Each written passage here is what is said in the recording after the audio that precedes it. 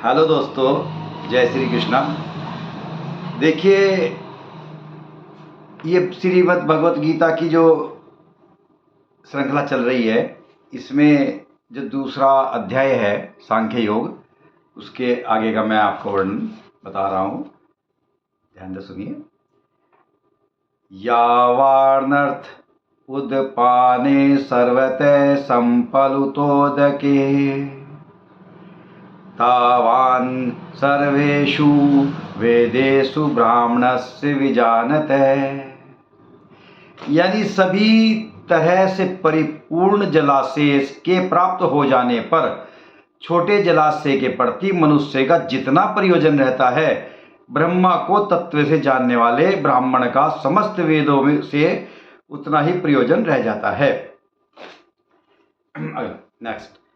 कर्मण्येवाधिकारस्ते मा फलेषु कदाचन मा कर्म फल हेतुर्मा ते संगो अतस्य कर्मणि। ये बहुत ही प्रचलित श्लोक है गीता का, जो कि हर बच्चे की जबान पर भी रहा है। इसकी मैंने अलग वीडियो बनाई है, देख लेना आप। ये कह रहे हैं तेरा कर्म करने में ही अधिकार है। श्री कृष्ण जी कह रहे हैं कि तेरा कर्म करने में अधिकार है, उसके फलों में अधिकार नहीं है। इसलिए तू न तो अपने आप को कर्मों के फलों का कारण समझ और कर्म न करने में तेरी आसक्ति भी न हो। अर्थात कर्म किए जाओ और फल की इच्छा नहीं, भगवान फल देता है। वो सब देख रहा है। जो भी आप कर रहे हो, अच्छा कर्म कर रहे हो, बुरा कर्म कर रहे हो, जो भी आप खुश हो रहे हो बुरा कर्म करके, लेकिन उसका सब इसी जन्म में ही आपको रिजल्ट मिल जाएगा। राइट। योगस्ते कुरु कर्माणि संगत वक्ता धनंजय सिद्ध सिद्धयो समो भूत्वा समत्वम योग उच्यते। हे धनंजय, अर्जुन को धनंजय भी कहा गया है, तू सफलता और विफलता में आसक्ति को त्याग कर समभाव में स्थित हुआ अपना कर्तव्य समझकर कर्म कर। ऐसी समता ही समत्य बुद्धि योग कहलाती है। दूरेण हावरम कर्म बुद्धि योगा धनंजय बुद्धो शरणम विच्छे कर्पणा फल हेतवे। हे धनंजय, इस समस्त बुद्धि योग के द्वारा समस्त निंदनीय कर्म से दूर रहकर उसी भाव से ऐसी चेतना या परमात्मा की शरण ग्रहण कर सकाम कर्म के फलों को चाहने वाले मनुष्य अत्यंत कंजूस होते हैं। बुद्धि युक्तो जहाति है उभय सुकृत दुष्कृते तस्मादोज्ञाये पूज्यस्व योगे कर्मसु कौशलम। समस्त बुद्धि योग के द्वारा मनुष्य इसी जीवन में अपने आप को पुण्य और पाप कर्मों से मुक्त कर लेता है। अतः तू इसी योग में लग जा, क्योंकि इसी योग के द्वारा ही सभी कार्य कुशलता पूर्वक पूर्ण होंगे। कर्मजय बुद्धि युक्ता हि फलम तयक्तवा मनीषिणा जन्म बंध विनिमुक्ता पदम गच्छत्यनाययम्। इस समस्त बुद्धि योग से ऋषि मुनि तथा भक्त सकाम कर्मों से उत्पन्न होने वाले फलों को त्याग कर जन्म मृत्यु के बंधन से मुक्त होकर परम पद को प्राप्त हो जाते हैं। यदा ते मोहकलितं बुद्धिवर्तितरितिष्यति तदा गन्तासि निर्वेदं श्रोतवयस्य श्रुतस्य च।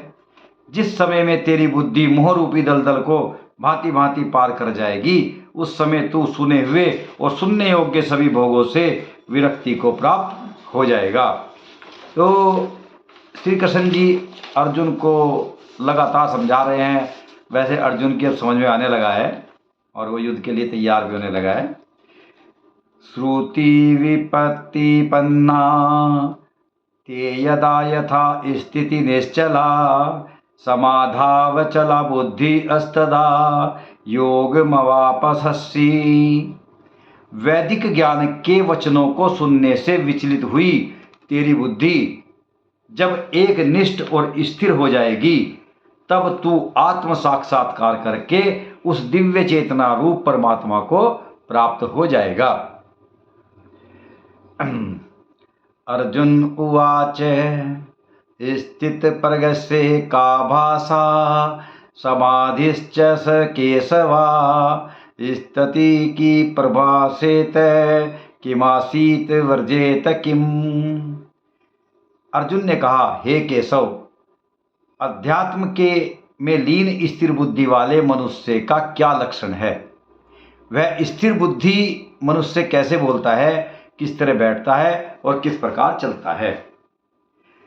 श्री भगवान उवाच, भगवान जी कह रहे हैं, पर्जहाति यतकानाम सर्वान पार्थ मनोगतान आत्मयेवात्मा तुष्ट स्थित परगतस्य दोच्यते।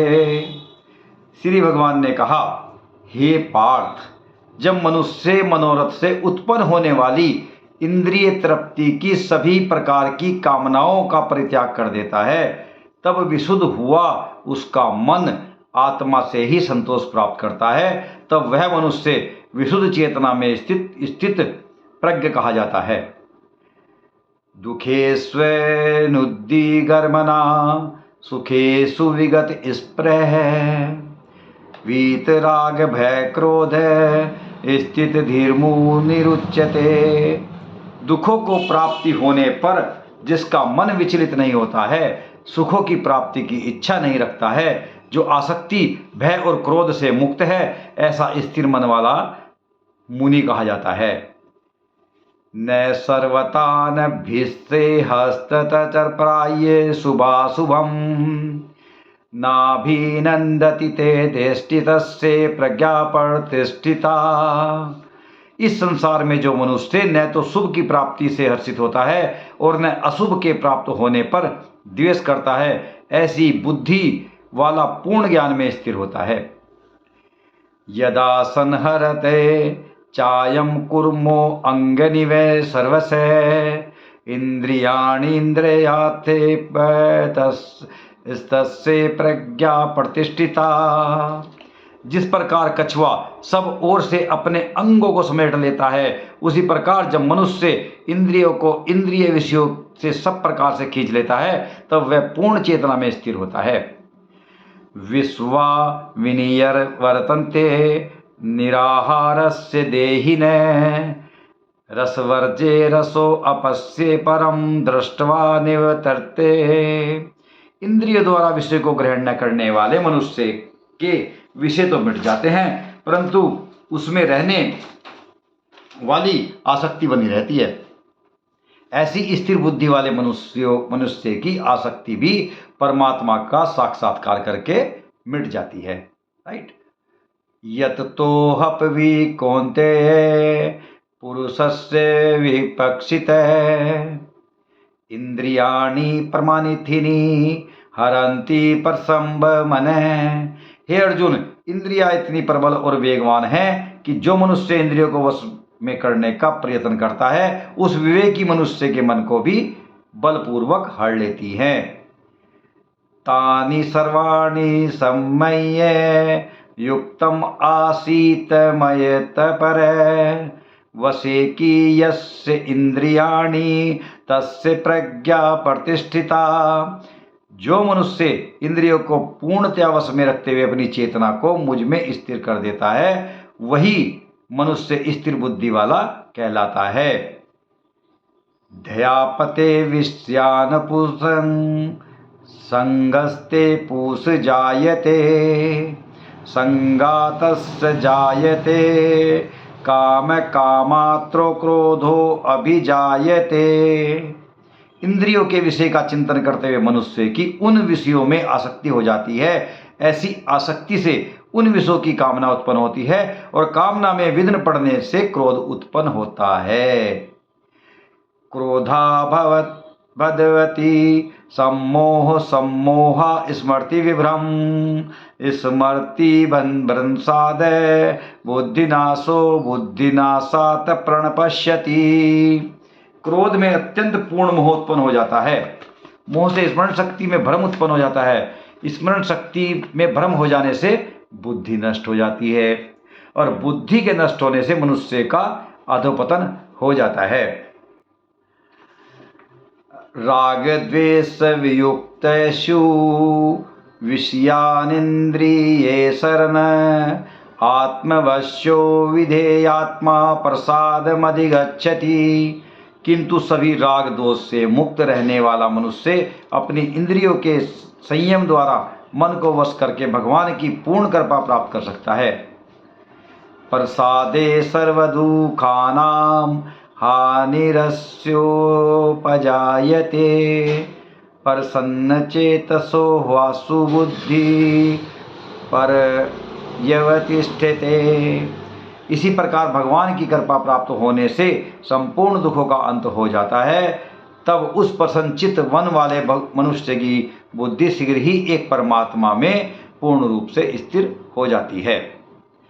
नास्ति बुद्धिर्युक्तस्य न चायुक्तस्य भावना न चाभावयत शांतिर्शान्तस्य कुतः सुखम।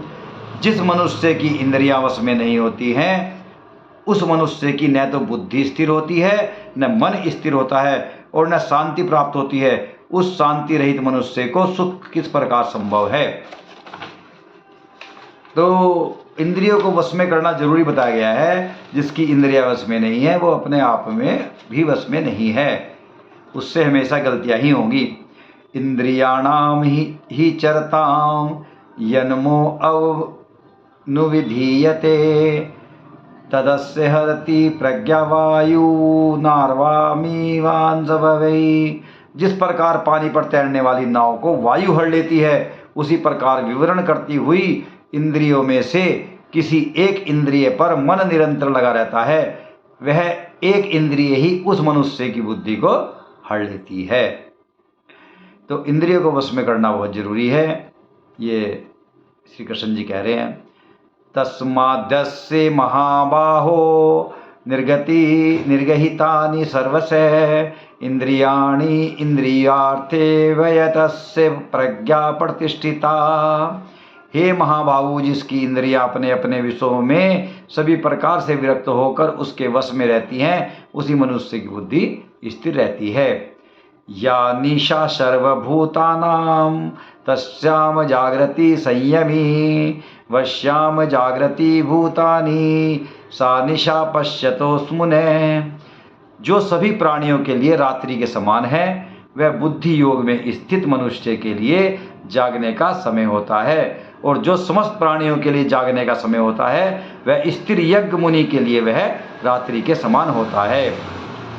आपूर्यमाणमचल प्रतिष्ठम समुद्रमापै प्रविशन्ति यद्दतं त्वदत कामाप्य प्रविशन्ति सर्वेन शान्तिमाप्नोति न कामकामी। जिस प्रकार अनेकों नदियां सभी ओर से परिपूर्ण दृढ़ प्रतिज्ञा वाले मनुष्य में समुद्र को विचलित किए बिना ही समा जाती हैं, उसी प्रकार सभी इच्छाएं स्थित यज्ञ मनुष्य में बिना विकार उत्पन्न किए ही समा जाती हैं। वही मनुष्य परम शांति को प्राप्त होता है, न कि इंद्रिय सुख चाहने वाला। निहाय कामान्य सर्वान् सुमास्रसति निस्पृह निर्ममो निरंकार से शांतिमधिगच्छति। जो मनुष्य समस्त भौतिक कामनाओं का परित्याग कर इच्छा रहित, ममता रहित और अहंकार रहित रहता है वही परम शांति को प्राप्त कर सकता है। ऐसा ब्राह्मी स्थिति पार्थ नैना प्राप्य विहुमहि स्थितवशामंत काले अपि ब्रह्मा निर्वाण मर्गच्छति। हे पार्थ, यह आध्यात्मिक जीवन ब्रह्मा की प्राप्ति का पथ है जिसे प्राप्त करके मनुष्य कभी मोहित नहीं होता है। यदि कोई जीवन के अंतिम समय में भी इस पथ पर स्थिति हो जाता है, तब ही वह भगवत प्राप्ति प्राप्त करता है। तो ओम तत्सदिति श्री भगवत गीता सूपनिषत्सु ब्रह्मा विद्यायाम योग शास्त्रे श्री कृष्ण अर्जुन संवादे गीता सार योगो नाम द्वितीयोपाध्याय। इस प्रकार उपनिषद, ब्रह्म विद्या और योग शास्त्र रूपी श्रीमद् भागवत गीता के श्री कृष्ण अर्जुन संवाद में गीता सार योग नाम का दूसरा अध्याय संपूर्ण। देखो, गीता के दूसरे अध्याय जो सांख्य योग है, उसमें श्री कृष्ण जी ने अर्जुन को बहुत प्रकार से समझाया और उसको युद्ध के लिए तैयार भी कर लिया है और अर्जुन युद्ध के लिए तैयार भी हो गया है।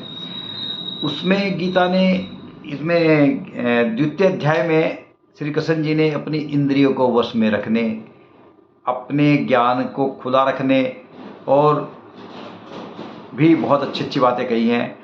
श्री कृष्ण जी कहते हैं, देखो समुद्र में कितनी नदियाँ आकर मिलती हैं, लेकिन समुद्र में कोई हलचल नहीं होती। समुद्र स्थिर रहता है, समुद्र में शांति है। समुद्र कभी भी अभिमान नहीं करता। नदियाँ आती हैं, उसमें मिल जाती हैं और उसके पानी में मर्ज हो जाती हैं। एक कथा है, एक चोर उस चोरी करने के लिए जाता है। एक चादर ले लेता है और एक लाठी। चादर इसलिए कि जो सामान मिलेगा मैं उसमें बांध लूँगा, और लाठी सुरक्षा के लिए। तो गली में जा रहा होता है तो रास्ते में सब मकान बंद मिलते हैं, एक मकान खुला मिलता है उसको। चोर सोचता है कि मेरा काम बन गया। वह चोर उस मकान में अंदर घुस जाता है। वहाँ पर मकान का जो मालिक है वो एक खाट पर सोया हुआ है, और चोर ने देखा ये मौका है, इसके घर की तलाशी ले ली जाए। चोर चादर के ऊपर लाठी रखकर और उसके मकान की तलाशी लेने लगता है। मकान मालिक की आँख खुल जाती है, वह देख रहा है कि चोर तलाशी ले रहा है। मकान मालिक ने क्या किया कि उसकी चादर उठाई और ओढ़कर सो गया और उसकी लाठी अपनी बगल में रख ली। जब चोर को कुछ नहीं मिला तो उसने देखा चलो अपनी लाठी और चादर उठा के चलूँ, तो देखा कि मकान मालिक उसकी चादर ओढ़े सो रहा है और लाठी उसकी बगल में है। तो उस मकान मालिक को इतनी शांति है, उसे पता है कि मेरे पास कुछ नहीं है, इसलिए मैं दरवाज़ा खुला करके और उसमें सो रहा है। उसको मालूम है कि चोर क्या ले जाएगा। तो निराश होकर चोर वापस चला जाता है। जिसके पास कुछ है ही नहीं, न उसका अपना अहंकार है, न किसी के प्रति ममता का संबंध है, न स्वप्रहा ही रखता है, ऐसे व्यक्ति को चिंता किस बात की, भय किस बात का। ऐसा पुरुष अपने द्वार दरवाजे खुले छोड़कर सोता है। जब चुराने को कुछ है ही नहीं तो अशांति कैसी। जो शांत हो गया है समुद्र की भांति, वह परम सत्ता से एक हो गया ही समझो। जो ब्रह्म स्वरूप हो जाता है उसके लिए सारा संसार अपना है और वह सारे संसार का है। वह सब मनुष्यों में स्वयं की छवि देखता है और स्वयं में सब भूतों की। ऐसा पुरुष किसी का नहीं होता और न ही कोई उसका होता है। वह सबका है, सब उसके हैं। तो श्री कृष्ण जी ने गीता में अनेक उपदेश दिए हैं और ये एक ऐसा ग्रंथ है, अगर हम इसको ध्यान से पढ़ लें तो हमारे जीवन में शांति और गलत राह पर नहीं चल सकते। और शांति रहेगी तो स्वास्थ्य भी अच्छा रहेगा, स्वास्थ्य अच्छा रहेगा तो दिमाग भी अच्छा रहेगा और सबके प्रति हम अच्छा ही कार्य करते रहेंगे। आपको मेरी वीडियो कैसी लग रही है इसको कमेंट बॉक्स में ज़रूर बताएं। और अगर आपने मेरे चैनल पर नए हैं तो इस चैनल को मेरे सब्सक्राइब भी कर दीजिए। आपके सब्सक्राइब करने से हमारा मनोबल बढ़ता है और आगे भी अच्छी जानकारी आपको देने का मन करता है। और इसी आशा के साथ जय श्री कृष्ण।